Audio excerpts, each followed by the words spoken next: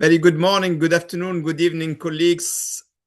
It's my pleasure to open this first annual ECDAN Assembly. My name is Boran Shakrun. I'm Director of Lifelong Learning at UNESCO and co-chair of the Executive Council of ECDAN. I co-chair with my colleague Lynette, who unfortunately will not be able to join. She may be able to join us later on, but she has some constraints today. But we are both engaged in ECDAN, and it's our honor and pleasure to open this first annual ECDAN Assembly. I think today, colleagues, is really a moment of celebration, a milestone for all of us that reflects both how far we have come and the promise of what lies ahead. It's an honor for me to open this first ever annual ECDAN Assembly. Colleagues, when ECDAN was established by visionary leaders from different organizations, from UNICEF, World Bank, and many other partners, around 80 who joined this ambitious idea. And I think our vision was there, how we can work together to across sectors, across regions, across disciplines, to be able to transform outcomes for young children. And in all those years, together, we have been acting in this vision and through this objective. The network grow. We are more than 300, and maybe my colleagues and Elizabeth and colleagues will have the exact figures. But we have grown, and we have created new momentum for collaboration and for engagement. We also adopted a new strategy that it took us a time to finalize it in February 2024, and we embarked in this implementation through ECDAN strategy and strategic work plan for 2024-2028. With a renewed vision for how we can engage as partners, a vision that recognizes that connections does not happen by chance. It must be cultivated, the collaboration must be led, and must be supported, and that's what the Secretariat has been doing. So it's in that spirit that we are organizing this annual assembly, and I hope that during our discussions today, deliberation, we'll listen to all the members who are engaged in the collaboration, who are participating on activities, who are providing the time that all of us are giving to ECDAN, because we believe that we should leave no one behind. And we know that today we have a much larger partners than what we had in the start of ECDAN, but we need to catalyze all this membership, catalyze all the energy and assets that we have in this context. So we are also organized in a different tiers or different levels, from an architecture that starts from national membership through to regional networks and regional associations, to a global thematic global partnership with mobilization of regional networks and international organizations that are active in this area, foundations that have a critical role in advancing our agenda, both in terms of expertise, but also in terms of the financial support that is giving. This is how we are working. This is how we are engaging with each other. And I'm also happy to share that I mentioned earlier that I'm co-chairing the Executive Council, but we have different groups that are constituting this governance structure, with the technical working groups, with the advocacy working groups, with the technical advisory group, with the group that works on strategic thinking and advocacy, and with the capacities to operate both on a permanent modality, but also on a temporary modalities, depending on the needs and the way we would like to operate. So this overall governance structure is driving the work we are doing. And I'm happy to refer to our Executive Leadership Council members. They are the ones who decide on the strategic direction and give that oversight to the work we are doing. Most of them, you know them, and you have been engaging with them. And I would like to really thank all the members of the Executive Leadership Council for their leadership, for their contribution, and for the support that they are giving to the work of the Secretariat and the time that they're giving to the different working groups as well. Colleagues, we also have a dream team of the Secretariat core team that is represented here with the, you went very fast. Yeah, please stay. It's very important that all the colleagues who are joining this assembly meeting know who are working on a daily basis every minute to make our platform thrive, to make our platform connect, and to make the membership come together. You see all these faces that you know, and I'm sure you are engaging with them every time and every day. So very few words on the networks at a glance, and very quick presentation on who we are and how we are organized. Maybe we can move to the next slide if possible.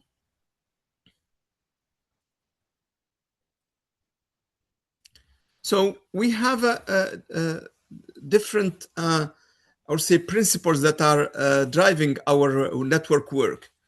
And those principles, they are all human right based perspective and principles about gender equality, about respect, about transparency and accountability, our capacity for collaboration and leveraging, our capacity for innovation in a moment of challenges, in a moment of polycrisis, and how we can create new ways of doing, new ways of thinking, new ways of acting together. And we do that, as I just mentioned, and if we move to the next slide, through the network. And we have been growing, and we grow in a very fast manner, particularly since 2022. We almost doubled our membership. We started with 57 partners, and now we are around 363 members actively engaged through different regions, through different continents, and with different levels of and type of membership, from government to donors to private sector to academic institutions, network and alliances, NGOs, local, global, multilateral. And that's our diversity, and our strengths are in our diversity, and we are united with that diversity, I believe, bringing assets, bringing expertise, bringing capacities through a large membership, and through large number of individual members who also contribute actively in our work, from almost all UN member states, 182 countries that are engaged in our activities. That's our assets, that's who we are, and that's how we are engaging and collaborating together. So, colleagues, we are the word, and the word has to speak, has to engage, and that's why this annual assembly, the first ever, is very important, because we wanted to listen to you, wanted to engage, we want to also get the directions regarding how we can do better, how we can do differently, how we can advance our agenda. So without further ado, let me give the floor to our colleague, Sarah Marjan from the Secretariat, to share the work we are doing and give an information regarding the financing of ECDAN and the operational dimension of our work. Sarah, sure. Over to you. Thank you very much. Thank you, Baran. And just noting that, as Baran said, since our inception in 2018, ECDAN has grown from 57 partners to 363. And this map really represents that the deep representation across the globe in every continent, including our almost 10,000 individual members, in addition to our network partner organizations. Next slide. So engagement of our partners is very vast, as you could see here. We talked a little bit about our organizational partners. We also have collaborative groups, funders, followers. We've reached over 63,000 followers combined across our social media and all of the content that ECDAN distributes. We also have our Knowledge Fellow programs, which many of you are aware of, and we've supported 30 early career ECD professionals from over 20 countries that were paired with mentors to support knowledge projects, which is a fantastic way of engaging and forming the future of our ECD colleagues. We've also hosted over 108 virtual learning events and had over 70,000 registrants to those events, which is huge. Next slide. So I'm now going to pass it over to Brett, who's ECDAN's Global Policy and Advocacy Lead, and he will showcase just a few of our partners. Thank you, Sarah. Hi, everybody. My name is Brett Weissel, and I'm the Global Policy and Advocacy Lead with ECDAN. And we're just grateful to have you all with us today for this first partner assembly. It's nice to see so many familiar faces, but also a lot of new ones.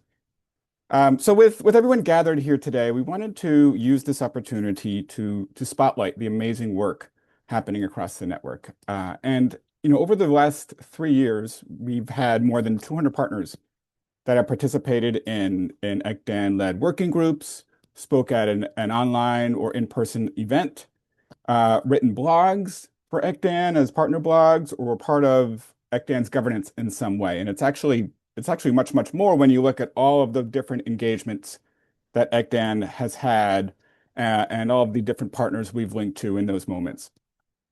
And yet, we know we're really only scratching the surface of what the network is doing. So we wanted to shine a light on some partners that really haven't had that opportunity to share the work that they're doing in their countries through ECDAN's platform. And so we were very purposeful about finding partners we haven't necessarily connected with in the past. And so each of these partner organizations has joined us within the last 2 years. And they are all working, as you are, very hard within their countries to improve the lives of young children and families. So we've asked them to simply share briefly about the work that they're doing to remind us really why we're doing what we do and how we can learn from one another. So with that, I'd like to first introduce Monahan Dangal. He's the executive director from Child Nepal. Monahan, over to you. Thank you, Brett. And thank you, ECDAN family, for this valuable opportunity. It's me, Mohan Dangal, the executive director at Child Nepal, and it is my very pleasant moment to present about our organization Child Nepal and its work that it has been doing in the sector of early childhood development in Nepal. So Nepal is a country situated in southern Asia, and it shares its border with India and China. And we, as a small country and least developed country, Nepal has been trying to invest in the sector of early childhood development, as it has prioritized the sector of education, and it has its biggest commitment towards the early childhood development. In addition to that, it has its commitment towards early childhood development by enshrining early childhood development rights as the fundamental rights in the Constitution of Nepal. So from that point of view, we can see that it has been very progressive action that our government has taken for the promotion of early childhood development in Nepal. So as a non-governmental organization, Child Nepal, it has been working in the early childhood development sector since 2003. And we have been engaged in a very wider sector of early childhood development, and we have a very mixed experience in terms of early childhood development in Nepal. So we have our engagement in policy level, and we have our engagement in community level interventions. And in policy level, basically, we are working with the local governments in formulating the integrated early childhood development policy and plan. And we have been collaborating with several development partners here in Nepal. Apart from that, we are also engaged in the community level interventions. And in terms of community level intervention, we are prioritizing the establishment of community-based early childhood development centers. And in the year 2008, you can see in the first photograph that was the first early childhood development center that we constructed in one of the most remote areas in Nepal, in the Sindhu Palchuk district of Nepal. Uh, uh, Sorry.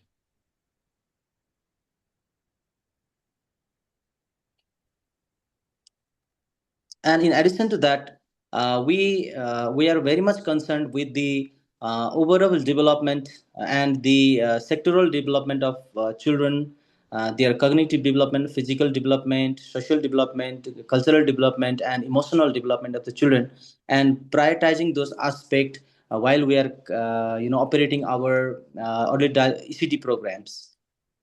So one of the major programs that we have been focusing is the establishment and operation of model early childhood development centers that we have been doing in both rural and urban setting of Nepal. And we are also involved in capacity building of the ECD teachers in Nepal. We have been operating the TOT trainings to ECD teachers and refresher trainings so that they can build their capacity. And I would just like to highlight that the investment by the government in human resource, particularly the ECD teachers, is very, very low. And we are also supporting these ECD teachers through by financing and investing to the ECD teachers. And we are also supporting the ECD teachers in the creation of learning materials in the early childhood development centers. You can see in the pictures at your right. And another component that we have been focusing is the parental education. We have also designed the parental education component, and through that parental education tool, we have been carrying on parental education programs in the urban and rural schools of Nepal, particularly the ECD, the parents of the ECD children.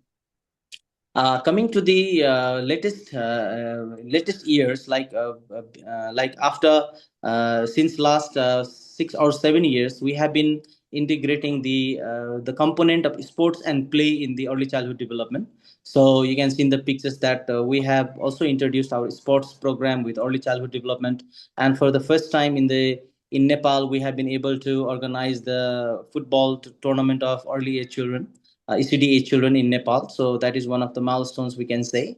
And apart from that, we are integrating the play component in the ECD pedagogy so that it facilitates their day-to-day learning process and developmental process of the children within the classroom setting.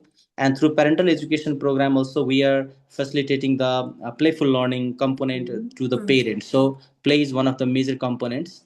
And in addition to that, we are also carrying on tele school program, particularly during the pandemic, COVID pandemic, and other disaster situation.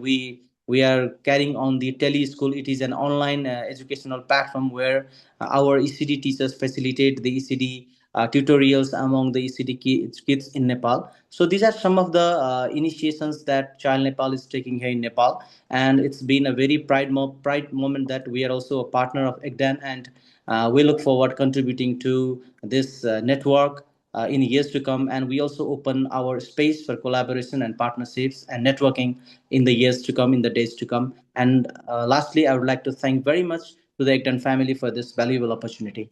Thank you very much. Thank you, Mohan. It's so nice to see these vivid pictures of your work in action. I think I find myself now once again in the timekeeper role. We are a bit behind schedule, so I'm going to encourage our next speakers to please just try to be succinct. Next, we're going to hear from Nazreen Abdul Jalil. She is the Director General at the Moroccan Foundation for the Promotion of Preschool Education. Over to you, Nazreen. Thank you, Brett. I will try to keep the time. Good morning, colleagues and partners. On behalf of the Moroccan Foundation for Preschool Education, FMPS, it is a great pleasure and honor to join you as we celebrate the 10th anniversary of ECDAN. First, I would like to congratulate ECDAN for a decade of leadership and advancing in early childhood development worldwide. And especially, thank you for bringing partners around a shared conviction, which is that every child deserves the best possible starts in life. At FMPS, we are really proud to be part of this global community. I would like to share with you FMPS, Morocco and FMPS experience in few words. Over the past years, as you can see in this slide, Morocco has undertaken an ambitious transformation of its preschool system. Through a strategic partner with the Ministry of Education, FMPS has played a central role in supporting this effort. So, as you can see, we have moved from a preschool enrollment rate that was under 50% to over 83% in 24-25. And particularly, if you see the orange part, we have moved from a preschool public offer that was under 10%, around 5%, to 54%, which is really a huge effort and transformation in the preschool global network. And today, the foundation manages about 70% of the public preschool offer, with almost 24,000 classrooms all over the country and serving more than 400,000 children. And this experience has taught us a very important lesson. Expanding access is good, but not enough. We really have to ensure quality at scale. And this is why I would like to share with you some of the things that we do. First, in many remote and rural areas, now children have access to preschool where no class existed before. But this is just a first step because we have ensured that children truly benefit from quality preschool services by investing heavily in educator training and professional development. Hence, we have trained more than 24,000 educators all over the years. Also, we have embraced innovation through educational robotics, digital learning tools, classroom libraries, and reading initiatives that help children develop creativity, curiosity, and problem-solving skills from an early age. And as the foundation has grown alongside Morocco's preschool reform, we have increasingly embraced a role as a knowledge-sharing partner, drawing on our experience in scaling quality preschool services, training educators, and supporting large-scale implementation. We are committed to contributing to South-South cooperation and peer learning, particularly across Africa. And you can see in also the slide that we have strong pedagogical units. We have our Fab Lab to produce educational tools, a research center to always improve the innovation tools that we provide in our classrooms, and a training center. And maybe just to conclude, we also have conducted a study with the World Bank, and you can see the results in the slide also, that has really proved that preschool participated in lowering primary school repetition. It dropped to 1.33%, which is really very interesting, and that with a strong academic achievement with an average score of 6.85 above 10. So thank you again. I wouldn't want to take more of this of the time, and just say again thank you and congratulations again to ECDAN for this important milestone. Thank you for your leadership and partnership. Thank you, Nazreen. And if you haven't been following the story in Morocco around preschool, I encourage you to do so. It's truly amazing. Okay, next we're going to hear from Joyce Larnio. She's the country director at the International Child Development Program in Ghana. Over to you, Joyce.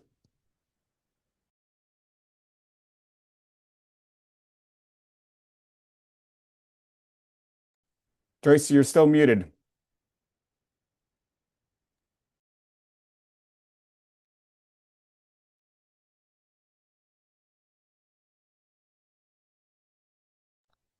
Joyce, I think we're having some audio issues. We're not able to hear you.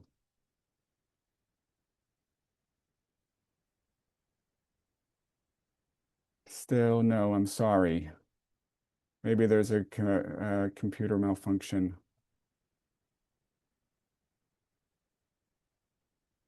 Okay, let's do this. Joyce, if you can work on your audio, see if, why don't we move on and we'll come back to you if we can. So, Aldo, I hope you're ready. Sure. Thank you for your flexibility. Joyce, we'll try and come back to you in a moment. Please let me introduce Aldo Garcia. He's the Manager of International Relations at Un Kilo de Ayuda in Mexico. Joyce, we'll try to come back to you in a moment. Hey, thanks, Brett. Thanks, everyone, for being here. And thanks for the opportunity of showing some of our work. Un kilo de ayuda means 1 kilogram of support. This is a program that started after the terrible earthquake of 1985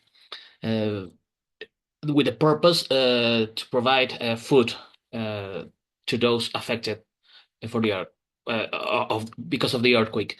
Of course, this transitioned, and we are now a nonprofit that supports vulnerable children from birth to 5 years old, living in rural, indigenous, and marginal communities of Mexico. Our purpose is to make them achieve an optimal early childhood development. As we know, 90% of human brain develops up to 5 years old. Adults who had a deficient childhood development are more prone to suffer from heart and mental diseases, as well as diabetes and other illnesses. They are also less productive and have less schooling. But it is not only about the future. A deficient early childhood development causes a terrible and unfair suffering. Children have not done anything to deserve that. Their suffering is not dependent on any of their decisions. We believe that human beings only achieve true freedom but by developing its physical, cognitive, and emotional abilities fully. We created the comprehensive model for early childhood development that tackles the main barriers for childhood development, such as malnutrition, lack of neuronal stimulation, and environmental conditions. We visit more than 500 communities across 7 states of Mexico. Currently, we are supporting 23,000 children and about 21,000 caregivers. Every 3 weeks, we visit each of the communities through 10 centers for early childhood development. What we do specifically, our model is based on 3 programs, which are neurological and psychoaffective development. We provide workshops on parenting on parental skills, and we apply the childhood development evaluation tests to a representative sample of children. Our second program is the physical development program. We apply tests for iron deficiency anemia to children. As you may know, having anemia before under 5 years old is terrible, and also to pregnant women. We provide multivitamin supplements and iron treatments for prevention and correcting anemia. And we also measure the nutritional status of children 3 times a year. We also apply community diagnosis to evaluate upbringing conditions and deliver nutritional packages per child or pregnant women every month. So in that manner, we can supply the necessary nutrients to guarantee them an optimal diet, leading to a favorable early childhood development. In 40 years, we have supported more than 500,000 children and 450,000 caregivers. Currently, we are transitioning our model. We are adding 14 complements based on 4 pillars, which are sensitive breathing, food and safe water access to health services and medicines, and community organization. As you know, early childhood development is a multifactorial issue that needs that needs collaboration from many angles. Can we go to the next slide, please?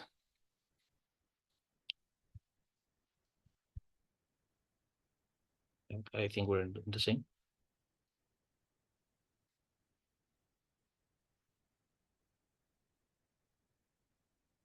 Okay, thanks. Yeah, this is our impact has been measured. We have a methodology to measure our impact. We come with a digital epidemiological platform, which is called InfoKilo. This is a software we have designed along with Cisco Systems and other important donors. So we can measure and track our longitudinal work. Without measuring, there is very little that can be done in favor of our children. So in the recent 5 years, we have set the baseline of the intervention of the results we want to deliver. So 70% of our children reach an optimal nutritional state. Also 70% of those detected positive with anemia corrected, and 60% has an optimal level of development according to the childhood development evaluation.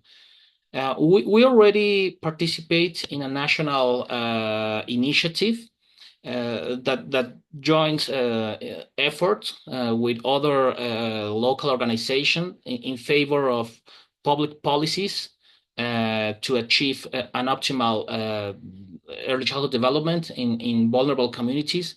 But I think this is a great initiative to make this international, so we can share all of our knowledge and our experiences, and to know that we're not alone in this noble mission. So once again, I would like to thank to all of you for the opportunity of showing you about Un Kilo de Ayuda. So thanks. Thank you, Eldo. Indeed, you are not alone. So it's great to hear about your work in Mexico. Joyce, do we have Joyce back? Okay. Maybe we can circle back with her towards the end. All right, with that, please let me introduce my colleague, Shekufe Zonji. She's ECDAN's Global Policy and Advocacy Lead, and she's been with ECDAN from the very beginning. So please, she's going to give us a perspective on the development of ECDAN over the past 10 years. Over to you, Shekufe. Thanks, Brett. But I think you gave me your job description. So Brett's the policy and advocacy. I'm the technical lead. Can you hear me well? Oh, sorry, Emily. Could you go back to the previous slide? Thanks. Can you hear me okay? Yes. Yeah, okay, great. Thank you. So I just want everyone in this room for a second to just start to imagine something. Imagine it's April 2016, and there are more than 80 organizations come together at the World Bank spring meetings, UN agencies, civil society organizations, foundations, academics, advocates. Many of you were in the room, many of you were not in the room, but they all came together at that moment and they did something really special. It's the reason why we're all here today. And they agreed to do something which is to build a global network dedicated entirely to the world's youngest, most invisible children. Not a single project, not a single program, but a network with all the interdependence that we're witnessing today, the shared accountability, the collective reach that we desperately need to work in the world today. So today, this is what we're here to celebrate, that milestone. And it is in the next slide, Emily. It's this photograph from 2017 that, kind of brought everyone together. This is the interim executive group, the first executive group for the ECDAN, 1 year in. No secretariat at the time, except a couple people working part-time, no permanent home, no guarantee that this would even go anywhere or become anything. And I just want to draw our attention to one word that's behind them, and that's accountability. And that's not by accident. These people understood from the start that a network is only as strong as our individual members' willingness to hold each other accountable towards a shared goal and work collectively together, because we believe that that's really important. So this here today is accountability being alive. So, and it's really great. The room is now so much bigger than we see in this image. Next. So I just want to take you on a very, very brief journey of the timeline that we've gone through since this. We already had the science in place at the time of the forming of ECDAN. In 2017, the Lancet's ECD from Science to Scale had already laid out exactly what we knew and what was not happening. So the knowledge existed, but what we needed was the architecture to move action that was laid out in the science, to connect the researchers with the policymakers, advocates, with the financiers, the global agenda, to all the people working in communities. And that was what ECDAN was built to do. By 2018, we had hired our first executive director. We had a constitution in place. The Executive Leadership Council, as you see today, was in place. These were the connective tissues of the network that were being built. And then we collaborated on the Nurturing Care Framework, which gave the field a very critical shared language. We had these task forces that were building the strategic direction from the ground up. And the network has grown from these 80 founding members, as people have mentioned, to over 360 today. There was a very important milestone in 2020, and the world changed forever. And for children, it changed very critically, and that's obviously COVID-19. Families were overwhelmed. We saw that parents became the front line of children's development. Services collapsed. And at that point, what the network did, which is what networks usually do, we pivoted, we responded. That's when the Global Initiative to Support Parents was formed in collaboration with so many different sectors who looked at parents. How do we collectively bring our resources together to support parents? And we had resources online in multiple languages just within weeks of that.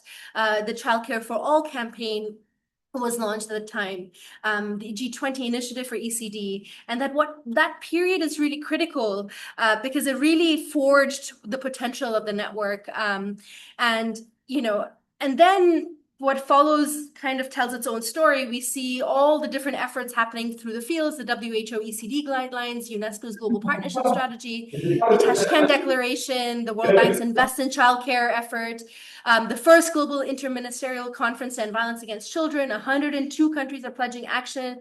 COP28, recognizing children's climate vulnerability for the first time, the Global Caregiver Forum, the new strategy that Borhan mentioned, and just last month in Kigali, the first ever Global Technical Financing Forum for Young Children, where we spotlighted the financing question together. So every mark on this timeline is a node. Every node is connected to so many other points in the network, and that is what collective action looks like as it accumulates over the decade. So I hope we can all just kind of put these clapping emojis, not for the Secretariat, but for collectively all of us, because this is sort of a reflection of what we've all been able to do together. Next slide. So what we found over the last decade is that movements working for children were speaking in parallel. Climate advocates, women's rights organizations, humanitarian responders, disability communities, they're all caring about the same child, but none of them are very actively yet focused and connected. And this is what a network's most important work is, not just amplifying what already exists, but creating those bridges, those connections that weren't possible before. So from that, we had emerged over 15 collaborative initiatives. So those connections sort of started to become structures in the network. We have the CARE initiative that brought together women's economic empowerment, workers' rights, and early childhood movements at the country level. And so this is a fundamentally different theory of change. It's not just one sector or one organization advocating for children, but how do we bring together these multiple sectors, discovering that children are at the center of what we all care about.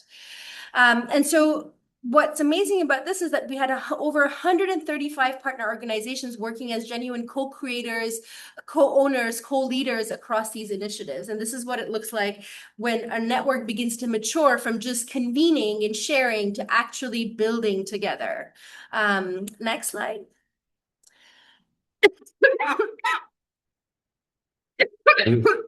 And these are some of the collaborative initiatives across all these sectors that I know all of us are familiar with.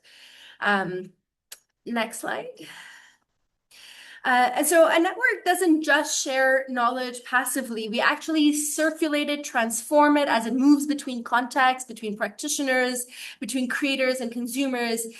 We also have, as many people have mentioned, 30 knowledge fellows who have been provided mentorships and been provided genuine foothold into the field. And what I want to draw your attention to is the chart on the bottom right, where it's a chart that never flattens. It's continuously growing. And this is a reflection of a network that's continuously expanding its own capacity to learn, to carry that learning into the places that need it most. So we have the Knowledge Gateway on the website, and I know all of you are contributors to this collective pool of understanding that we are all engaged in. Next slide. Another critical function for us is around the advocacy, where, you know, single organizations can speak, but what networks can do is we can reverberate, we can amplify each other's efforts. So each call to action carried not one voice, but hundreds, signals arriving from sectors, from geographies. That's very hard for decision makers to dismiss, and we hope to continue to be able to grow these capacities. But we know that individual moments, global wins cannot just, you know, stand alone in time.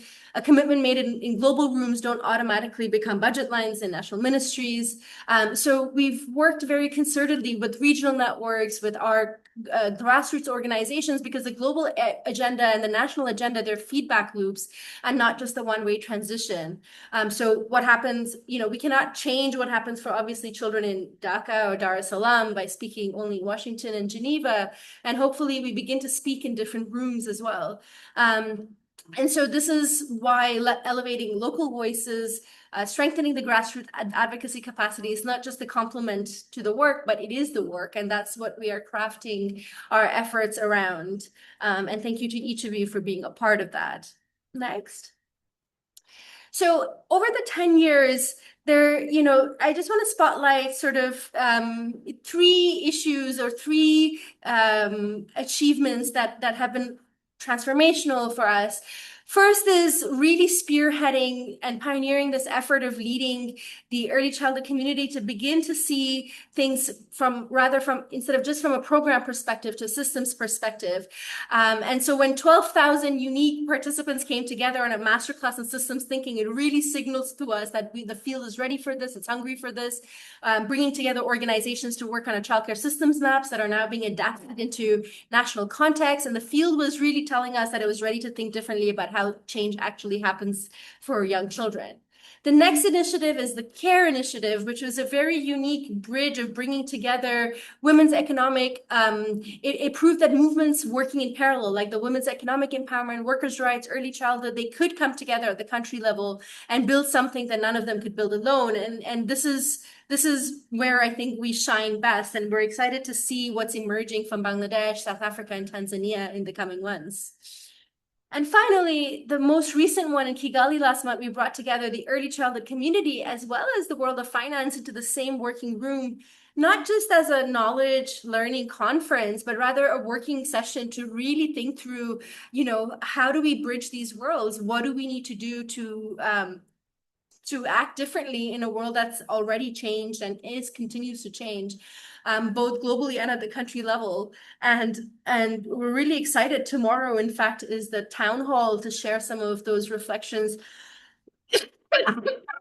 and the beginnings of those conversations. So the reason this is genuinely inspiring is not that we have arrived at a place, but rather it's that we can now see clearly what we are capable of collectively as a network. And we know the children who have yet to be reached, the systems that have yet to be shifted, the financing that has yet to be moved, and are waiting exactly for us to, you know, continue to deepen this work, expand the breadth of this work. And now I'm really excited to invite some of the leaders in across these collaborative initiatives to sort of share some of their reflections with us. So let me begin with Dr. Brucho Chivaka, who's been a collaborator, a thought partner, and a real I don't know how to put this, but a real like doer in the space. So Richard, from your work building health systems for early childhood in Africa, you've seen both limits of program level thinking and what becomes possible when you shift the lens. And given, your efforts in our systems thinking work, I'm really curious if you can share with us what role do you see for a network like ECDAN to play in shifting, paradigms in the field, using the systems thinking as an example. What are some global public goods or that, like the healthcare systems map, that can lead to some of that shift? But it would be great to just hear from you, Richard, on your experience. Thank you very much, Shekufe. Colleagues, I'm glad to be here. I'm a fan of ECDAN. I love children, so that's why I'm always delighted to do what I can. I think from our own work on the continent, when I look at ECDAN, I believe ECDAN is uniquely positioned to act as a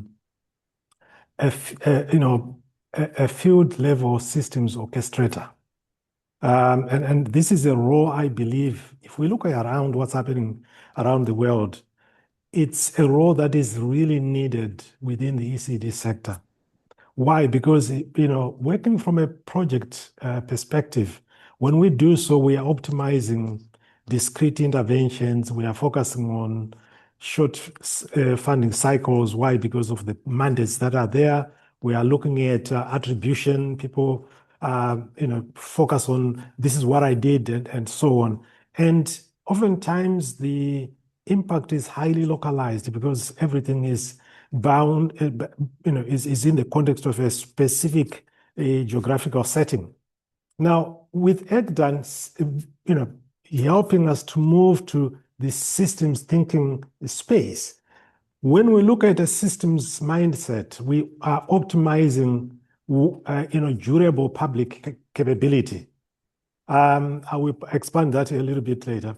And we are looking at coordination across sectors. I think you highlighted that in your opening remarks, Shekufe, and institutionalizing principles, not just copying and pasting what others have done, and also dealing with financing architectures that are seen as suitable for the kind of work that ECDAN is championing. I think last year we were talking about innovative financing. And one of the things is also a systems mindset helps, it optimizes the political legitimacy of the field itself. This is one of the key challenges we are facing, where those that have got power may not always support us the way we want supported, because we haven't really framed things properly.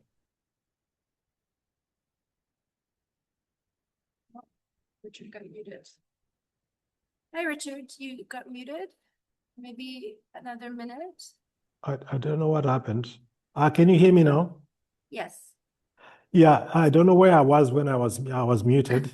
So to me, ECDAN's comparative advantage is not in delivering direct services per se, but because, as you said, Sheku, earlier, it sits in the connective tissue of the ECD ecosystem.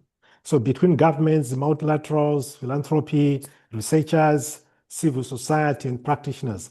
And that positioning, it gives ECDAN several important functions, and I just want to highlight a few of them. First of all, creating shared system visibility. Now, if you look at most of us and most countries, they don't lack projects per se. What they lack is a coherent picture of the childcare system that they are trying to build. And that's an issue. And here, ECDAN can play an important role in defining what constitutes a functioning childcare system, for instance, which components matter. Is it governance, workforce, financing, regulatory environment, the quality assurance, data systems, and also how those systems actually work together. That's also very, very important. So that helps to shift the conversation from which programs should we fund, for example, to what public systems capabilities must exist for families to reliably access quality childcare. And I think, to me, that is very important. The other thing is focusing on the systems level ECDAN can help to move the field from just mere replication to adaptation. And let me try and explain this. If you look at within this sector, we often talk about best practice, just like another sector, i.e. the transferable models. There's nothing wrong with that. But I think systems work requires understanding context, things such as incentives, the political economy of the sector, and the sequencing of the reforms that you may want to embark upon. So to me, ECDAN, by helping to move the field from replication to adaptation, it can do so by becoming a translator of patterns rather than programs. So ECDAN will look at things at a meta level and translating these patterns. For example, what governance arrangements require across geographies and across systems. For example, issues around financing that helps to scale workforce models that are suitable, and how to sequence reforms, for example. And I want to highlight another thing that also can help before I talk about the public good. Building legitimacy, and this is very, very, very important, colleagues. We often struggle and we say, governments are not supporting us. It's because of the conceptualization and the framing of what childcare is all about. And here, ECDAN is positioned to really help us to do that, to build legitimacy for childcare as infrastructure. Now, childcare is often treated as a social project. We are helping kids rather than essential social and economic infrastructure. I highlighted this a year ago or so when I said it's really about the economic well-being of a nation, and it starts at the childcare level. So ECDAN can help reposition childcare as what? Part of human capital strategy, as I said, but also to look at the labor market infrastructure, gender equity infrastructure, the foundational social protection infrastructure. So in other words, that narrative shifts matters, because what we see in practice is that systems emerge when governments see something as core state capacity. If they don't see it, they don't help. So they move away from this is a temporary donor-funded initiative to this is actually core state capacity, then you see governments actually supporting. And of course, we can talk about convening the sectors and so on. Now, I want to end my response by talking about the role of the public good, like the childcare system map that we developed together. To me, it's not just a knowledge product. It becomes the strategic infrastructure for the field. Why? Because when you look at systems change, tools like the childcare system map can play a number of catalytic functions. For example, establishing a common language.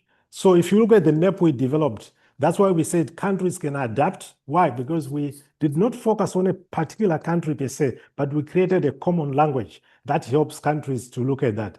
The second one is surfacing those things that are not usually given attention. Oftentimes when we look at interventions, we look at things that are visible. But when we look at things from a systems point of view, you are also servicing overlooked but foundational functions like workforce governance, financial flows, role of government, caregiver support, and data interoperability.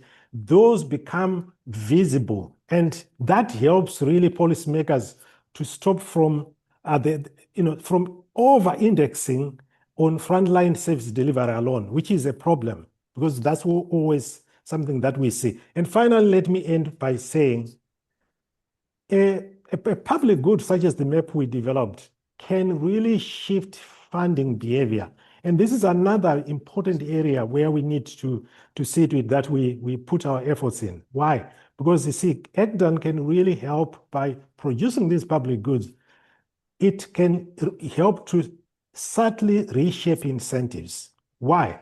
If you look at, if we see major actors that begin to use the systems map to frame their strategy, their proposals, issues such as investment discussions, funding also then follows. Naturally, it follows. Why? Because we move away from saying, what intervention are we scaling, which is usually looking at things from a program point of view, to issues such as what system constraint are we addressing? So that creates a paradigm shift. So that's my response. If Thanks, I've got Richard. more time, I can continue talking.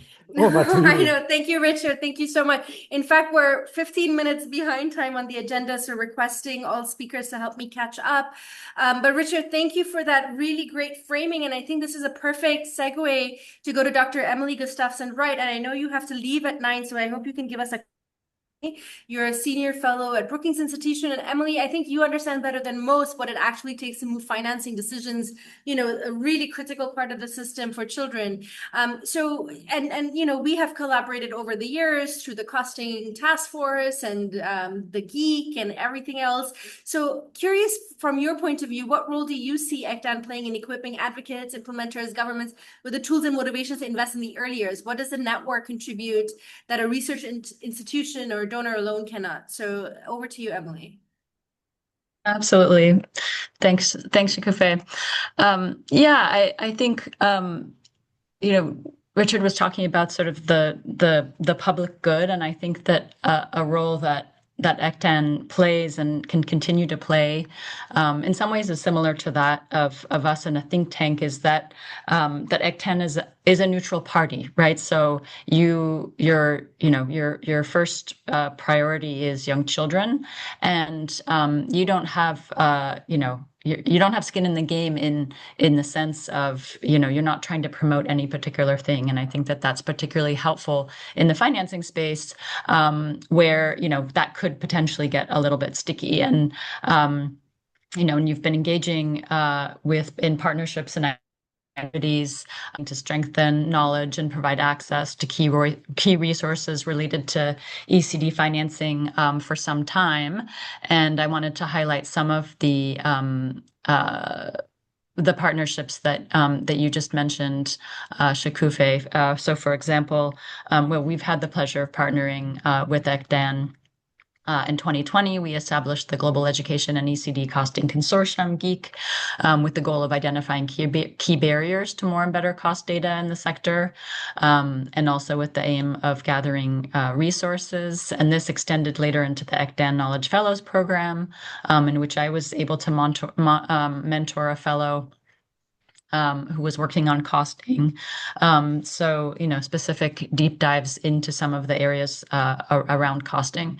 And then more recently, we jointly we co-led together with ECDAN and the Education Finance Network and the Education Outcomes Fund, the Innovative Financing Working Group, which really aimed to build expertise across partners and across the sector on various forms of innovative finance, including a blog series.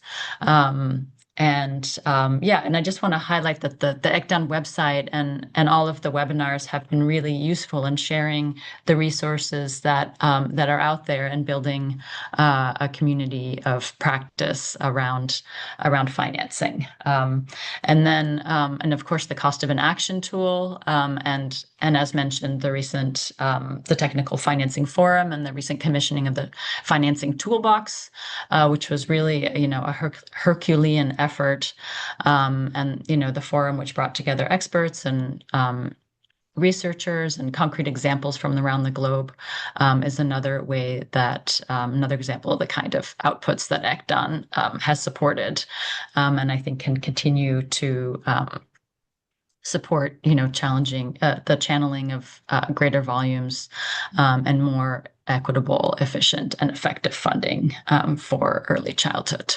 So I will pause there because I do need to get off for another meeting. Thanks, Emily. But thank you so Emily, much, and and thanks for all of the work you all do. Thanks, Emily. Let me go next to Dr. Sabine Rakatomalala. She's a violence prevention specialist from the World Health Organization. And Sabine, we have been collaborating, over the years on parenting, and which is really at that convergence, the cross-sectoral convergence of health, child protection, early development. So curious, Sabine, from your point of view, where do you see a network playing, in terms of that, what you've observed in terms of building those genuine bridges between sectors and movements for young children? And how does centering or rooting into the early years complement a life course perspective on human health and development? So over to you, Sabine. Yeah, thanks, Shikufe. And hi, good morning, good afternoon, and good evening, everyone. And thanks for inviting me in this important event.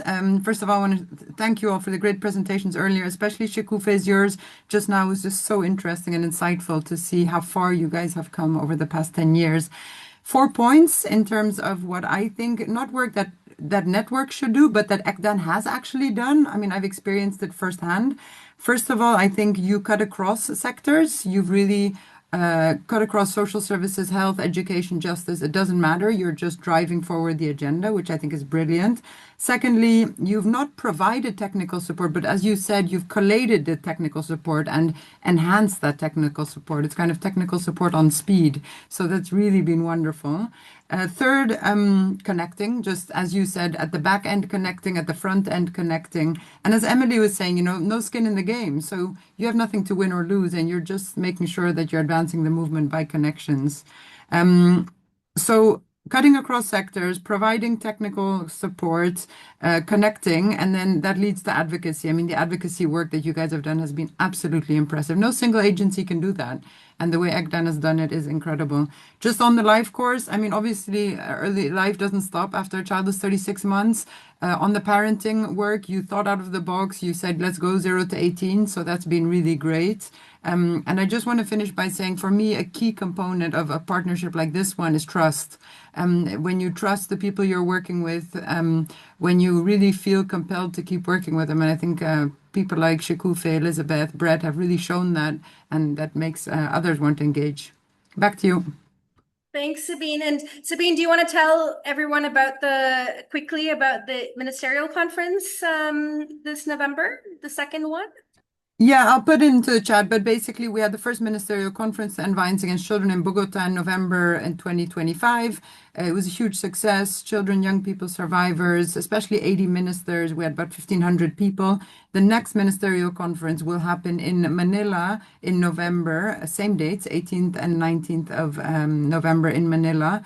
And we're expecting the same children, young people, survivors, civil society groups, and governments so that we can celebrate the progress they've made over the past 12 years, get new countries to make new pledges, and hopefully financing. I mean, we're like 10 years behind the ECD space, so we look up to you in terms of violence against children, and we do hope that we can follow suit with systems building, financing, and so on. Brilliant. Thanks, Sabine. Let me go next to Nilima Chopra. She's the Program and Partnership Specialist from the Asia Pacific Regional Network for Early Childhood. And Nilima, ARNIC has been doing such critical work and providing regional leadership, but really global leadership from the regional perspective at the intersection of climate and early childhood. And it's one of the most consequential, most under-resourced intersections in our field at this time. And so I'm curious from your point of view, what role do you see the global network, ECDAN, playing in turning the climate justice movement into sustained opportunity for young children? And how has ECDAN and ARNIC collaborated, to have the regional work inform global action and so on? So please share, Nilima. Over to you. Thanks, Shifuke. Hello, everyone. And first of all, congratulations to ECDAN, the team, partners on this amazing milestone of 10-year journey. And I believe that, ECDAN is playing an important role in elevating climate change and early childhood development globally.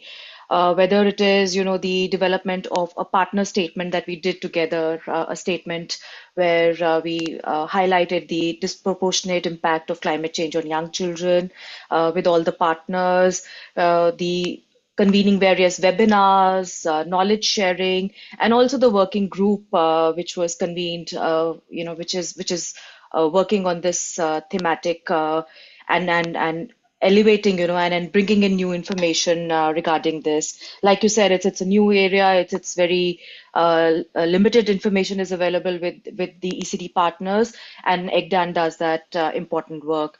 And also, when it comes to partnership, I feel mentoring the ECDAN Knowledge Fellow together on ECDAN climate change, the Knowledge Fellow from India, was again another example of how we have partnered together.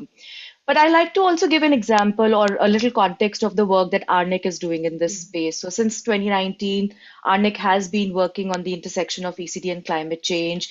We've done various studies. These are small studies which provide local contextualized impacts of climate change on young children, and these are in 6-7 different countries in the region. We're also partnering with University of Oxford to again in an initiative called Children and Climate Initiative, which again brings together different stakeholders on this thematic. Climate 101 workshops in different countries to build the capacity of ECD stakeholders in the region, and also developing various resources, like we developed the ECD toolkit, the fact sheets on climate hazards and how they impact children. So these are some of the things that we've done, and then amazing work on in terms of bringing youth leadership, bringing young people, and bringing them in this space of how climate change is impacting young children. So these are some important things that we've done, and I feel ECDAN really can elevate and amplify the work that the regional networks and country partners are doing. And the work that ARNIC done is very closely related to, the country partners. It is very closely related with communities. So I feel ECDAN, in addition to doing what it is doing, it can really amplify and elevate and strengthen the work that is being done on ground by our country partners, by the regional networks. So that is one space that I feel, ECDAN can really work. And it also plays a catalytic role to bring together different sectors. We've heard this from previous speakers also, how different sectors are being brought together of health, education, ECD stakeholders. But I somewhere feel that, more climate people are needed in this conversation. So how do we bring in the climate people in this conversation? That needs to be amplified further. Also, looking at the recent work of ECDAN in terms of financing, ECD financing, I feel there is an opportunity to further, work and advocate for bringing in more funds or climate financing in ECD. So, how do we do that? That can be done. Another important thing that I see from the wide range of partners, global partners that ECDAN has, I feel it is important that the messages that are being the information, the data, the evidence that is being collected at the regional, at the country level can be spread through these various country partners that we have. And definitely, supporting the partner capacity for climate action and influence, and especially, like I mentioned, in the space of climate financing and financing discussions. So these are some of the things that, I had in mind that we can do collaboratively together. Yeah. Thanks, Nilima. That's amazing. And thank you. I know you're in India, so it's quite late for you. So thank you so much for your commitment to stay up so late. Really appreciate it. Brilliant. And Nilima, also thank you for your service as a mentor for the Knowledge Fellow. And speaking of Knowledge Fellows, let me go next to Dr. Francis Aboud from McGill University. And Francis has been there with us from the beginning of this fellowship program, helping shape it and study the waters to make sure that we are, providing a program that's useful for this next generation in the field. And so, Francis, from your perspective, what role do you see ECDAN playing in creating pathways for early career professionals? And what difference does it make, has it made for individuals in the field itself to deliberately shine a light on these new and diverse forces? So would love to hear your point of view, Francis. Sure. So I'm speaking here as a co-chair of the Knowledge Fellow Program Steering Committee, within ECDAN. And initially, I was supported by Nirmala, who I see is here, and many other younger people have recently joined the steering committee. Hopefully will take over the chairship. But it wasn't until I was involved with Shekofe's Dream of a Knowledge Fellow program that I realized what a huge unvoiced interest existed in early child development. And it existed among young people who were eager to become professionals, eager to have a career in early child development, hungry for more knowledge, more training, and very passionate about promoting early child development in their home context. Our first round of applications, I have to say, in 2020, 2021, was absolutely overwhelming to us in this steering committee, the numbers of people who applied. What have we taken on here? We said to each other. Can we really fulfill our promise to ECDAN? And can we fulfill these dreams of the Knowledge Fellows to help them become professionals and contribute to ECD in their context and beyond? So the young people applying for the fellowship came from all sorts of contexts in low middle income countries.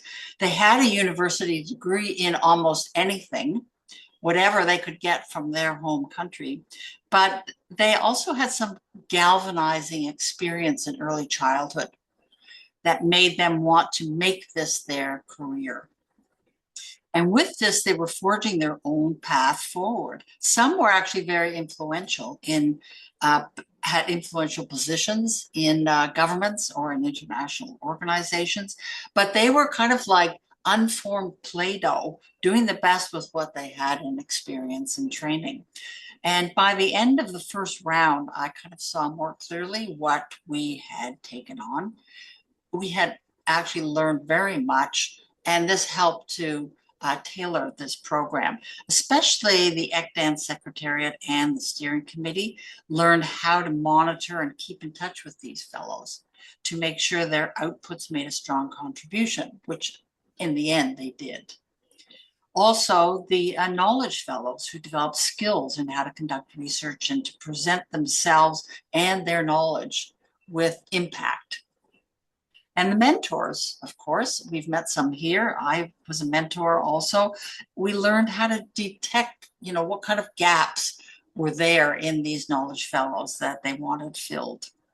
I've since met one of these first round knowledge fellows in Zambia. She was initially really confused, unsure about herself, but in the end, she produced and presented a very confident document that shook things up in her own setting. And most recently, she helped organize a successful international conference on ECD in Zambia. And I saw her now as a very confident professional with a strong reputation for organizing and questioning how things could be done better in her country. And I felt very proud of her and of ECDAN and what it was doing for young people. Thanks, Shekofe, for the opportunity. Thanks. Oh, thank you, Frances, that was amazing. Thank you for thank you for your leadership, your guidance, and you can always count on Frances. So we are very grateful for your service. Thank you, Frances. Another person who has been as steadfast with the network has been Lisa Bomer, who's a strategic advisor and consultant and also an executive leadership council member. And Lisa, you have been in that very founding room right from the start till today. You've watched this network at every stage, including the harder ones. And I'm just curious to hear, it would be great for us to hear from you about why you've championed this global network and looking across the whole arc, what value have you seen through its partnership building, knowledge sharing, advocacy that you couldn't have predicted from the start? Over to you, Lisa. Well, so much has already been said. I want to plus one, starting from Maureen's opening remarks about this, but just thinking back to that time again, as Maureen and you both shared, we had this opportunity in 2016, and we also had such a sense of urgency. We knew the needs were great, and we knew that we had to do work differently. And the idea of building a global movement was and is super compelling.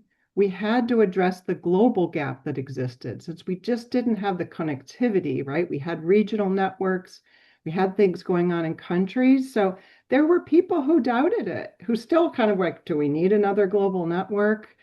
And I think we've proven, in fact, we have and we do. And I'll say that, from the beginning, there was such so much energy and commitment. And we still see that, right? From so many people on this call and others. And the hunger to join forces, because together we can do so much more than we can in our individual organizations or just in our education or our health sector silos. We want to learn the field. The world is changing so much. So how do we have that space? And I think you really mentioned at Shikufe what happened when COVID shut us all down. ECDAN was there. It was a lifeline, but it also democratized the space. Previously we'd go to meetings at WHO. It was a small group of people and often the same folks. So the idea that Nalima just brought up of really elevating the country level, those most proximate to children and families, and learning and hearing from them, it was thrilling what COVID enabled us to do, and really I think what we're still seeking to do much more of. So the platforms continue to grow and develop, the movement's growing stronger. And I think back to this idea of what does it mean to have a global movement, and what's the promise of that? How do we harness it? What should the priorities of the Secretariat be?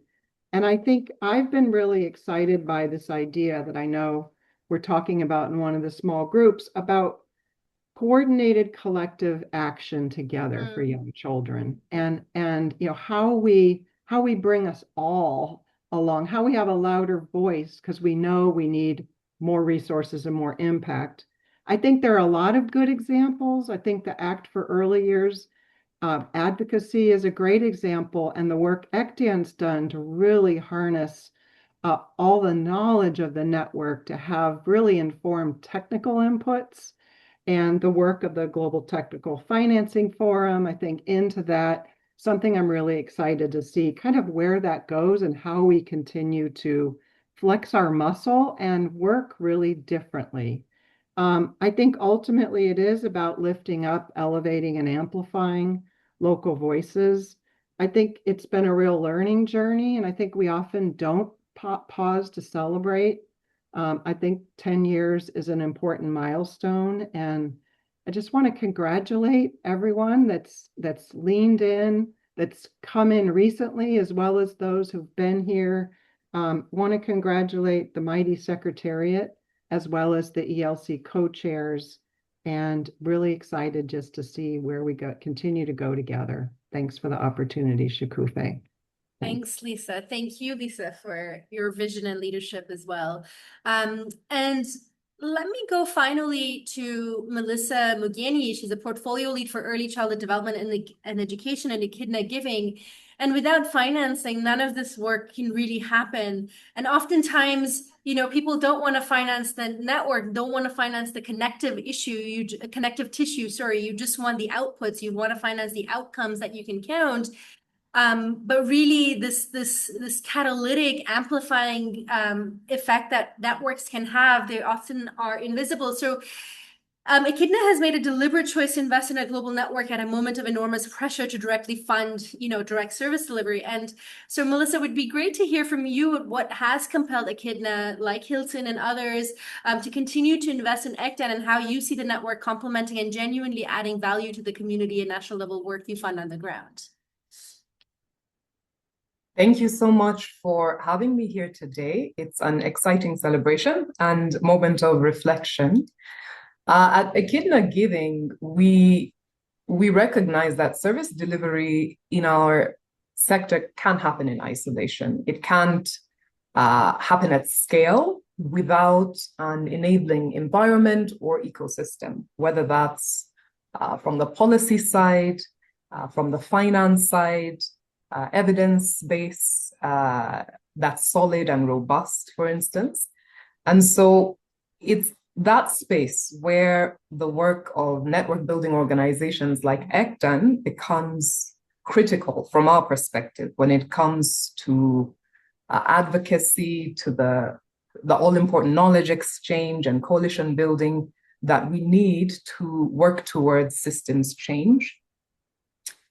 I think when we look at the current ECD landscape and step back, the need for this collective effort is probably more acute than ever before. I know I'm preaching to the choir when I reiterate just how chronically underfunded ECD remains, and we can't really progress and advance on the resourcing front if we're not doing that in a coordinated, collaborative way.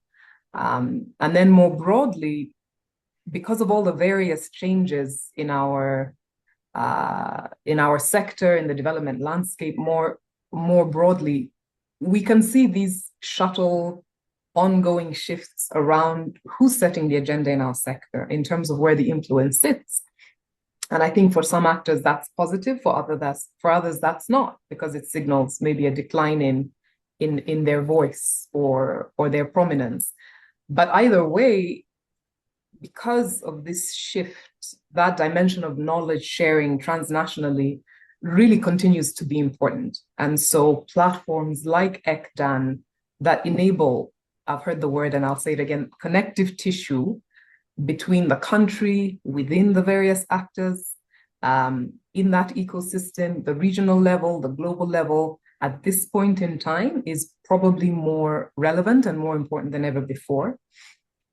But kind of coming back to the tangible milestones that we've seen ECDAN and others who we partner with in the network space bring, I think those milestones make the case for support very clear. So for instance, with ECDAN, we know that you've continued to elevate ECD and global agendas. And here I'll note specifically your contributions towards the global declarations in 2014, 2022, where ministers of education declared support for funding at least 1 year of pre-primary education. We know that you are a key player in that process. But I think it's important to also speak to some of the examples of other networks that ECDAN collaborates very closely with. At the regional level, AFCAN has been instrumental in embedding childcare messaging and priorities in African Union programs and campaigns. And then equally important are the achievements of the national networks with whom we know ECDAN partners closely with. And here I'll surface one of our other partners, TechDen. TechDen, since its establishment, has been a really key facilitator in Tanzania's ECD sector, mobilizing non-state actors, for example, to secure a seat at the table as the government developed its inaugural national multi-sectoral ECD program. So I think the case for us is strong. Networks, of course, are critical to strengthening the ecosystem, networks that are collaborative and know the point at which their voice is needed, know the point at which they should partner with others to elevate those voices and to collaborate across all levels. I'll stop there. Thank you so much, Melissa. Thank you so much for having that vision. Friends and colleagues, since we are so behind time, we were going to do a rapid fire, ask our panelists, what is their ambition for the network in the next 10 years, since we reflected back 10 years. But in fact, I'm going to invite everybody to do that. I'm going to post a question in the chat, and if everyone can just take a second to reflect, including all our speakers who have that reflection prepared, please put in the chat, in one sentence, what is your ambition for our collective network in the next 10 years? So as those responses come in, it's my pleasure to pass it on to my mentor, leader, partner in crime, Elizabeth Lule, who's our executive director, to show us how these ambitions fit within the network's current strategy and upcoming plans. Over to you, Elizabeth. Thank you, Shikufe, and congratulations to all of our partners. This is your day. This is what you all did. This is what you built over the last 10 years. So I think you should really give yourselves an applause and say, we did it, but we have much more to do. So 10 years ago, some people had the audacity to believe that if you brought the right people in the same room and then kept bringing them back, you could actually change what the world invests in its youngest children. I joined 2 years in, and I have never once stopped being so grateful for that audacity. And it is only possible to do what we have achieved because of what all of you as our partners do, the regional networks, our donors and staff, the time you invest in all the meetings and the convenings to create that shared values, shared goals, the way forward, the debates that you have, the commitment, the passion, the persistence, and never giving up. I'm truly grateful for everything that all of you do. And as was evidenced from the partners, walking the journey to build the network that young children and their caregivers need. But 10 years is a milestone. And I want to be honest with you. The scale of what remains to do is greater than the scale of what we have done. But that is not a failure. That's what it means to work on a problem that matters, that is complicated, where the global architecture is also equally complicated, and where sometimes our logos also become so more important than actually building the work that we want to do. First, I'm so grateful to the co-chairs, Boreen and Lynette, but also those who came before, Pia and also Joan Lombardi, who worked with us, held our hands, guided us. I want to thank the committees that have worked as part of the governance, the Global Policy and Advocacy Advisory Group that was there to help us create the childcare campaign that then actually unleashed the financing from the World Bank and really made childcare not just as an ECD issue, but a development issue, labor issue, and so on. During this session, I will call on Boniface, who currently chairs the Global Policy and Advocacy Advisory Group, and Professor Tomlinson, who chairs our Technical Advisory Group, to say a few words on how those groups and committees decide on our priorities. So the theory of change is deceptively simple. To catalyze collective action, exchange knowledge, build political will, contribute to a globally connected ECD movement, and achieve better outcomes for young children and their families. And each if in the chain is a hypothesis that the last 10 years has been testing, and the evidence is very encouraging. We also link it to the SDGs listed here.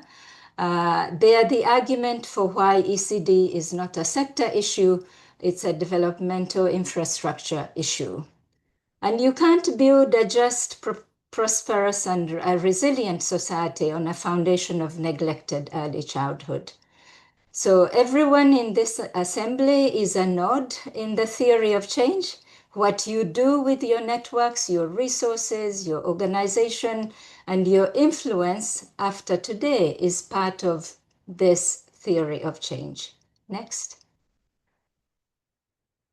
Our strategy is also not complicated. It is the execution that is hard because the issue is complex and the architecture is also complex. Our strategic objectives of build a movement, exchange knowledge and learning, advocate for action, they are more ambitious, more precise than our previous strategy. And in building a movement, the emphasis now is on quality of partnerships, not just quantity. We need partners who will take shared risk and not just share a logo. The learning agenda must be demand-driven and responsive to what is breaking. AI and children, early trauma, children in crisis, we can't only curate the solved problems. And on advocacy, the shift toward country-level advocacy through care, through knowledge fellows, through capacity strengthening, reflects a maturity in that global advocacy that isn't grounded in national political realities does not really work or stick. The three objectives are interdependent.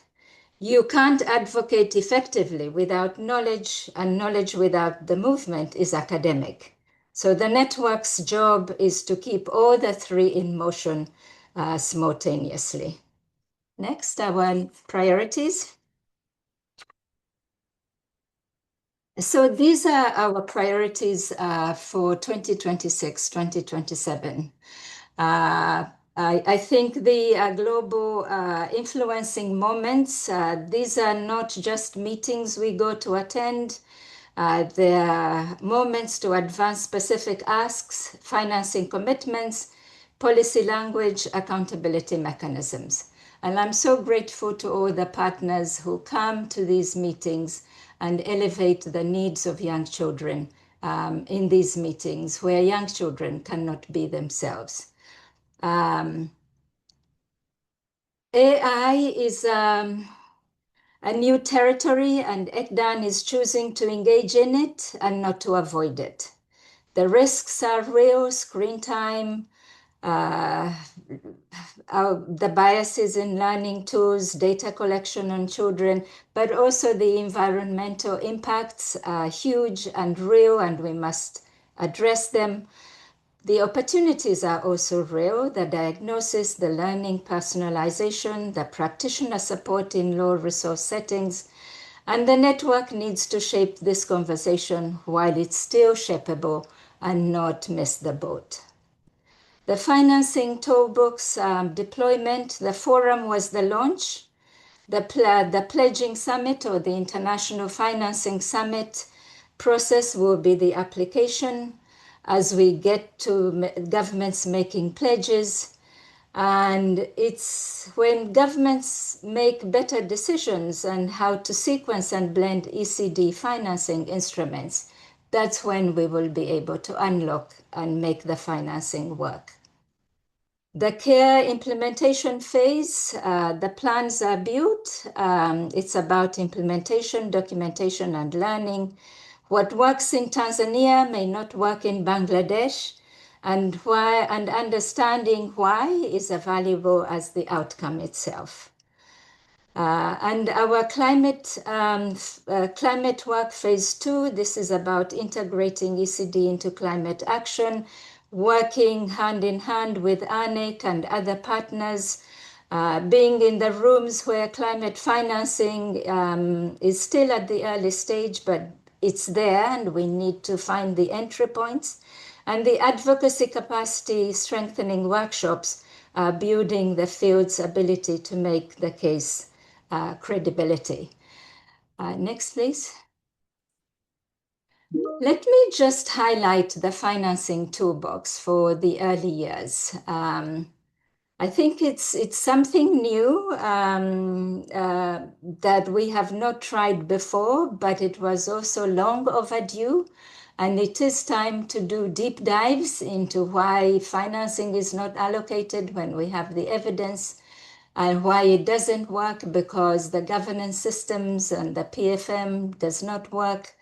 And then to match the financing, the ECD services with the appropriate financing instruments. So I think the mission for this, let me read it again, is to help countries and funders choose and sequence financing instruments for ECD services using evidence. So budgets buy more now and better options to scale up within the short, medium, and long term.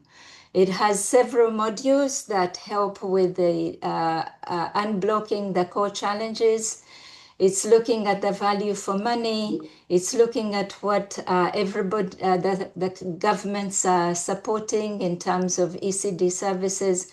And the last time we looked at the nurturing care framework to look at the holistic needs of children, there are more than 80 services that need to be funded. But then also understanding the better understanding of government's budgeting cycles and making sure that the sectors that we work with are able to adequately make the case and make sure that they understand the budgeting cycles. And then the enabling conditions for ECD financing instruments to work more efficiently and more equitably. So that is the financing toolbox. As Shikufe said, we will have a town hall tomorrow to report back on the outcomes of and then also discuss with the network partners and the donors as well on how we take this work forward. And already I think we have about 10 countries that have said they're very interested in doing this.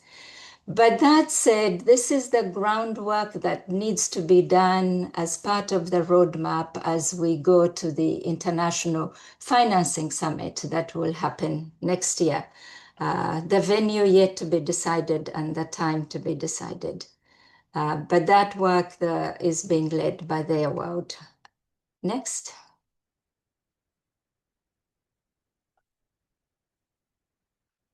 I think Shikufe touched upon the Child Care Advocacy Research and Engagement Initiative.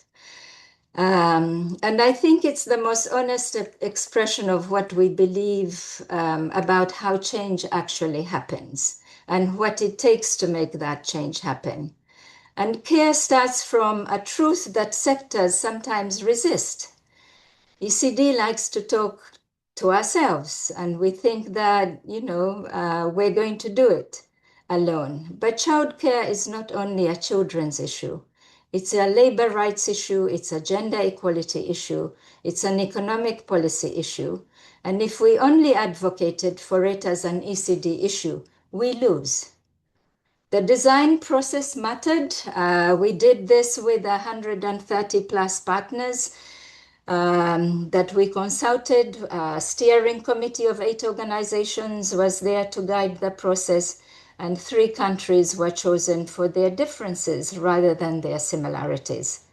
Bangladesh, South Africa, Tanzania, laboratories, each operating in a different political economy with different levels of government commitment, different movement infrastructure, different cultural contexts for care work.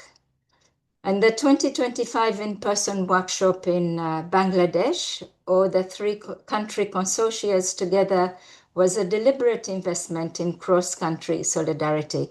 And we're so grateful to our partner, BRAC, for having hosted that meeting, but also for sharing their country experiences. The South African advocates learned about the Tanzanian advocates, and they connected with those in Bangladesh. That is also part of building a movement. And we hope that we will get more countries, and we hope that more donors will come in to shape this, because without generating that public demand from citizens in those countries, we are not going to get the policies or the financing that we need. And what makes care different from most of the advocacy initiatives is that it's explicitly cross-movement. We're not asking the women's economic empowerment community to endorse an ECD agenda. We're building a shared agenda together. That takes longer sometimes, but it is also the only way that it holds. And the joint advocacy plans will be implemented through 2027. We don't know exactly what will come out of all these countries, but we've also seen the work that they have started in looking at the power structures, looking at the political economy aspects. But we also know that the relationships being built in these countries are the kind of relationships that survive political transitions, because they are not tied to one government or one grant. They are tied to each other. And dear partners, we have to do more of these. We have to think more out of the box. And not just programs, as Lisa has just said. And Lisa, by the way, thank you so much for having given ECDAN its first grant to get us started. And Melissa Kelly, who was then at Child Fund, for actually holding my hand and helping to build the movement and the network together with others. But before I close, it would be remiss of me not to call on Dr. Ghassan Issa, who has joined us. Dr. Ghassan Issa is the Executive Director of the Early Childhood Network in Middle East. And he's been through the worst time as the war and the Middle East is expanding. So please, Dr. Ghassan, say just a few words. And we're so happy to see you. And we think about you and what the children in your region are going through, but also the work that you and the team are courageously carrying on despite what is happening in the region. So just a few words from you. Thank you, Elizabeth. And it so happened that you get me memories from 10 years, as I was one of the people who started ECDAN in the picture that Shikovi presented. And I think we have done an excellent job in this global approach to advocacy about ECD problems in the world. Building on the systems, the ecosystems. And the most important issue for me is that contextualization of ECDAN's letter in difficult circumstances. We are in a region that's facing polycrises. And I'm so happy that I'm seeing many of the Arab Network for Early Childhood members as part of ECD ECDAN's community from Palestine and from Morocco and from other places. I think one issue that is not one issue anyway is the polycrisis and the ecosystem that we are facing. Usually we look into early child development as a series of predetermined steps. In our region, it's more of a snake ladder issue. That is, whenever we reach a level of development, one of the polycrises will hit us, and we go back to the beginning, to the zero place, the survival. This is what we are facing: genocide in Palestine, the war now in the Lebanon, all the issues of polycrisis that we are facing, the climate crisis, the economical, and the violence. Thank you so much, ECDAN, friends and partners, for all the support you are giving us. Thank you. Thank you so much, Dr. Ghassan. And we think of you, and we just wish we could do much more. Thank you so much, Elizabeth. Thank you. And now I'd like to call on Boniface Kakobwe, who is the chair of our Global Policy and Advocacy Advisory Group, which is a committee of the Executive Leadership Council. Over to you, Boniface. Thank you very much, Elizabeth, and all of us for being together today. It's been an exciting moment, reflecting back where we have come from and where we are, and also forward looking. For advocacy, I think you can all agree with me. We have reached this far with the global ECD agenda, even for the establishment of ECDAN itself, because of advocacy. There has been a bigger hand of advocacy behind all this good work. And allow me also to highlight the work that Johnny Rumbadi has done, leading the GPAC group. I took over from her, and we all know what she has done. And thanks, John, I see you are on the call, and thanks for all the good work that you have been doing to take this agenda this far. As we are celebrating of what we have done, we know the challenges that are before us. There is a lot that we need to do as a team. I will start by highlighting to say, as we are putting, all our strings to ensure that we push this agenda, we need to ensure that we have, more of coordination in terms of evidence that we have. We can have the evidence-based, advocacy. We ensure that we have coordinated, because as ECD Elizabeth indicated, is not like the other sectors. And in fact, ECD is not a sector, but it pulls all the sectors and it needs all of us. So in terms of, development partners, the funders, the governments, us as members of the network, so we need to join hands to ensure that we have, coordinated advocacy to move forward. And this is not only at a global level, it even goes at a regional and country level. So wherever we are, to ensure that we have this kind of advocacy. But I think one shift that we need to do now is not to talk to ourselves, not among ourselves, but talking to the people who really make decisions. So that kind of high level advocacy, if you're in a country office, going to the highest leadership, so that we can really unlock even the funding that we are talking about. As we know, we are in 2026. The SDGs are going to end in 2030, and it's critical for us to think beyond 2030. I think we cannot afford to lose the gains that we have, acquired over the past years. Just having, a result area or indicators mentioned in the current SDGs, we need to ensure that going beyond that, ECD is protected, ECD is visible, and is elevated. Because I think the challenges that we have, we can't afford to come, let's say 2031, and we find ourselves that ECD or we have lost the game. We need to ensure that we do that. So it's a priority for us, the post-age SDGs. As we know, we have also early childhood priorities. A lot has been mentioned. Child care has been mentioned. We know climate change. We know nurturing care. We know the pieces that are before us. Elizabeth has mentioned even AI itself.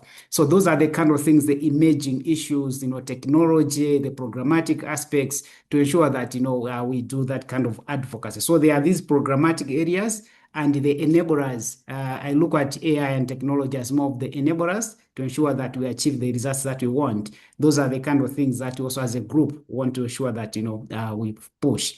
Financing has been mentioned a lot on this call. But I would like to dissect the financing itself. Financing takes two ways: protecting the little that we have, because ECD budgets are the first ones to be cut. So ensuring that, whatever is available is preserved, is protected. Then we move the other side now to say we don't have enough. So we are looking at advocacy from those two flanks so that we don't lose what we already have, and at the same time ensure that we are requesting for more. Those are the kind of areas that we want to also push going forward. And also collective action. I think, as I indicated, nobody can do this alone. No institution can do this alone. We need all of us. We have our own comparative advantages, but if we join hands and work as a team, I think that is going to help us a lot. So together we can do it. To ensure that these ambitions that Elizabeth highlighted, we really achieve whatever we have planned. And we know we have the toolkit itself. Even the toolkit itself, the toolbox needs advocacy on its own, going beyond the 10 countries that have said we are ready to implement, but ensure that we have more countries coming on board as if we move towards the financing forum that is coming. So we need all of us to join hands so that we can hold governments accountable, but at the same time support the government so that we can unlock the financing as we even expand the funding options that are available, bringing in the private sector and the like. So looking at the broader ecosystem for ECD financing is going to help us a lot. So I think in conclusion, you can see I'm bringing like three dimensions. One, ensure that ECD is elevated within the global agenda items. At the same time, we're doing the countries. At the same time, to do that, we need the financing that is required to do that. And now we bring the coordination and the evidence to ensure that it's well informed and it's well coordinated, and we're also speaking to those people who make decisions. So that's the forward looking that we have embarked. And as a group, GPAC with the members, some of them are on this call. We count on all of you to work with us. And thanks, Elizabeth, for leading us in the Secretariat. You are doing a good job, and thanks because we are succeeding because we are working on the background and for the good work that we are doing. So allow me to stop here in the interest of time, but those are the plans and the commitments that we have for GPAC. Thank you, and back to you. Thank you, Boniface. And a big thank you also to John Lombardi for having led the GPAG earlier on, and really elevating many of the issues and being a champion and being in the rooms where children cannot be. So thank you, John, for your leadership and also for building ECDAN. And now over to Professor Mark Tomlinson, who is the chair of our technical advisory group. I know Thanks. we're running out of time, so I know I will be short and quick, Elizabeth. And yeah, thanks to you and everybody in the team, Shikufe and Emily and everyone for this amazing event. When Lisa was mentioning 10 years ago the sort of the idea of some skeptics, I don't think I was a skeptic, but I know that I had no idea what a network was at that point. Even I literally had no idea, and so it sounded like a good thing. But I really, if you put me on the spot, I wouldn't have been able to truly give you an idea of what it was. And I think I've moved from there to maybe being one of ECDAN's biggest cheerleaders. So yeah, it's truly an honor to be part of the advisory group and to be the chair of a group of people who from a lot of different organizations from around the world who all meet regularly, provide their minds, their time for absolutely no remuneration, just because they feel it's an important thing to do. And none of this could happen without that. So firstly, just from me to say thank you to the tag.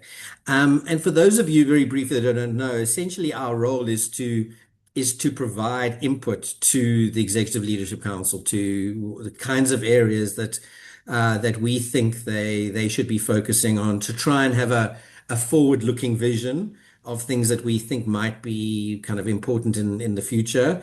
And often we haven't quite managed that. It's often been like, I think for many people in the room, some of the work we do is often a little bit reactive. We're responding to things happening in the moment. So some of the things that we have engaged with over the last few years have been a landscape scan of the field, following COVID to get an idea of where things were following some really significant gains prior to COVID, and to get a sense of what was still happening, what was lost. We've done work like that. Last year, we, on behalf of the Leadership Council, sent out a survey to get a sense of partners' experiences of the many funding cuts and the landscape as it stood last year. And for this year, one of the things that we're going to do some significant work on is the area of artificial intelligence and AI and its role both, and to try and provide a kind of a balanced picture, both of its, any of you who follow the news, it's easy to see the negatives, to see the worries about job losses and sometimes even worse, AI is taking over in some kind of apocalypse.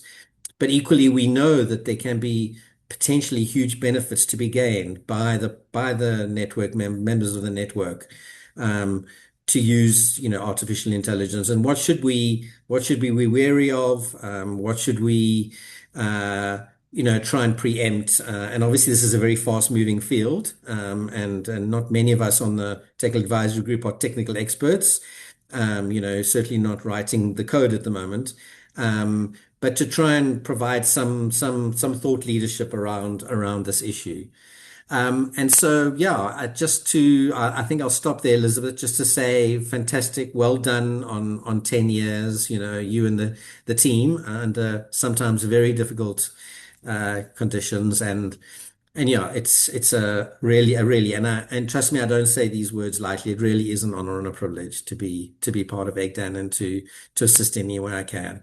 And one final thing, hi, Gassan, just wanted to say hello. Thanks, Elizabeth.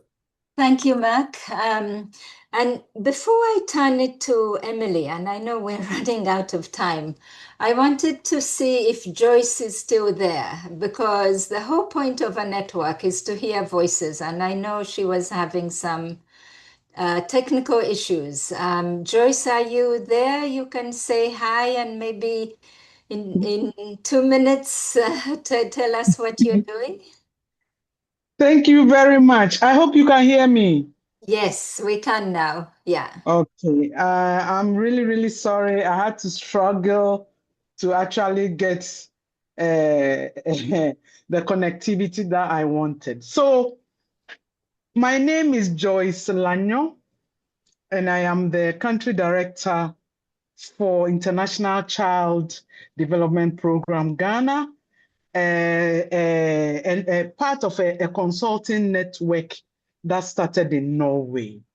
So for us in ICDP, we believe that interaction is key. It's one of the key drivers for child development.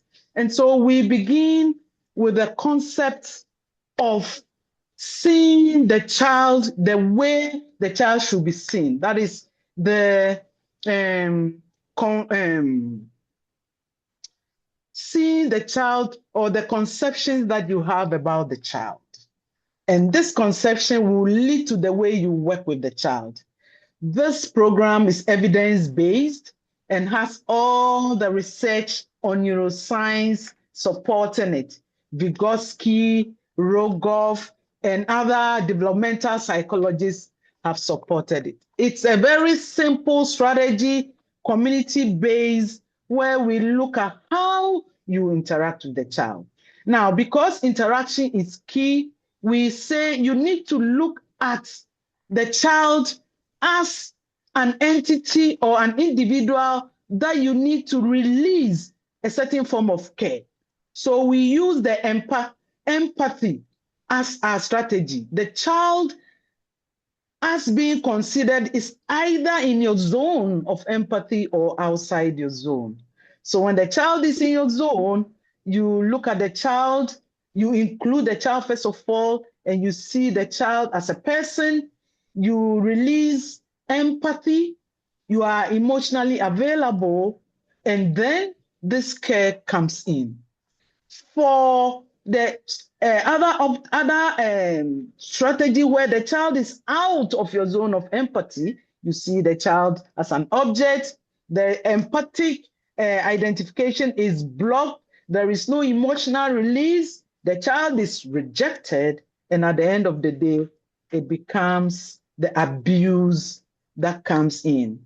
We also have our 3 main dialogues that we use. We have the emotional dialogue, we have the comprehension dialogue, and then the regulation dialogue. For the emotional, we are looking at releasing that natural instinct, love, seeing the child as a person. You always want to follow the child's initiative, and then you also have to praise the child. From where I'm coming from, it's very difficult to put the child in this space and consider the child as a major stakeholder as he grows. We also look at the 8 guidelines of good interaction, starting from how you see the child, how you relate to the child, making the child understand that he's living in a certain world, and these are an all through interaction with the child. We do not believe that the child in a way should be punished using the corporal strategy. No, we always find a way of regulating the child positively. And this regulation bit also comes in with either strategies from neurosciences on this. Our strategy is very simple. It's community-based, it's culturally friendly, and we have come out with a lot of strategies that are supported caregivers, parents, early childhood workers to interact properly with the child. In Ghana, currently, we are running a social emotional learning where children are being trained to appreciate that they are living in a certain world. They have to show love, they have to cooperate, they have to collaborate, they have to empathize and all that. And this is big. We have Ghana Education Service supporting our work and the Ministry of Education and key stakeholders like World Vision, Plan International Ghana. We've worked with them. ICDP has been around for 13 years, and our strategies are very friendly and is accepted as a simple community-based strategies to support child and parent or caregiver or teacher interaction. Thank you so much, Joyce, and I'm so sorry to have to stop you. We're running out of time, but we had your voice. And thank you for sharing the importance of interactions, and thank you for the work that you do, and we will continue to elevate all of our partners' work, and there will be other opportunities to share with us. Thank you, Joyce. Thank you. I'm grateful. Thank you. Thank you.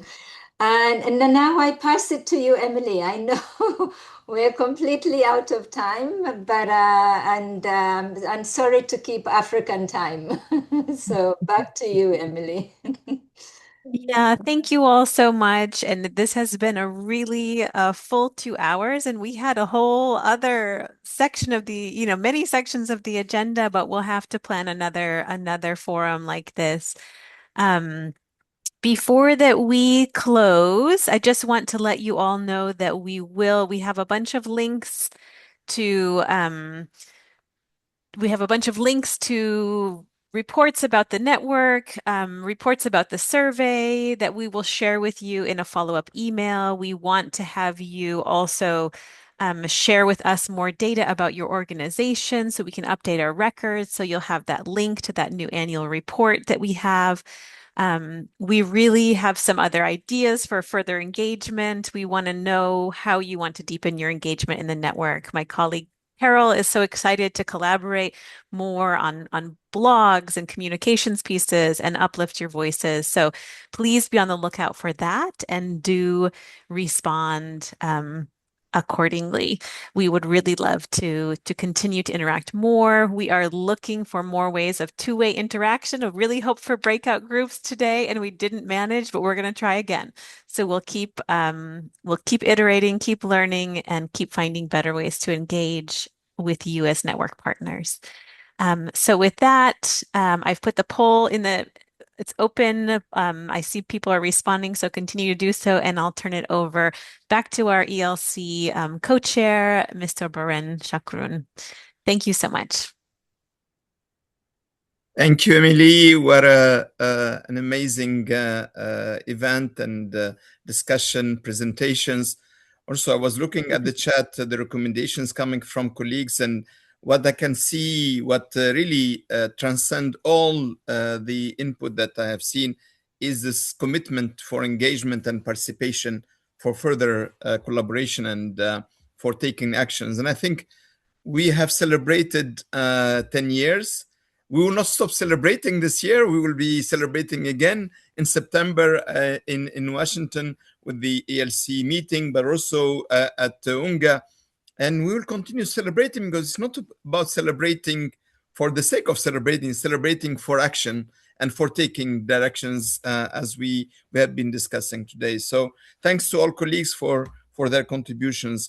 I feel that through the assembly also, this event gave voices to different colleagues who maybe are not always visible in the work we are doing through the network. And I think that's what we want also, that ECDAN is that inclusive, participatory platform and network that gives voice to all its members in different states they have, in different places they have, in different geographies. And we're pleased to hear from our colleague Hassan. And we know that there are many other colleagues who are in different situations that we need to be aware about. Colleagues, I have dreams, and my first dream is that by 2028 we will meet again and see that we have achieved the strategy that we have adopted together in 2024, and that we have continued to be agile and responsive to the challenges we see, the new dynamics, the new crisis that we see emerging, also new opportunities that ECDAN, through its members, the network, its secretariat, its ELC, and its working groups is taking forward. I also have a dream that we are able all to achieve that ECCE is at the center of the post-2030 agenda, that we successfully come together as a movement, as Elizabeth was mentioning, to center early learning and early years in the agenda. I also have a dream that our geography and the regional networks, the regional associations are actively engaged in ECDAN and coming together and giving ECDAN that global voice that represent all the regions and all the associations that are coming together. I have a dream to leave no one behind and to leave no children behind. I think this is a shared dream. Last dream for joke.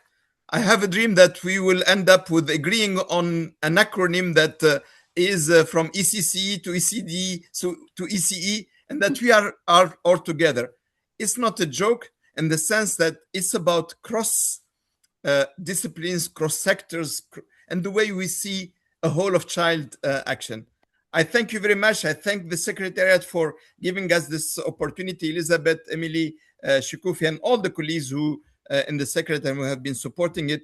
Thank you all for joining us today, and please stay in touch, stay engaged with ECDAN. Thank you very much.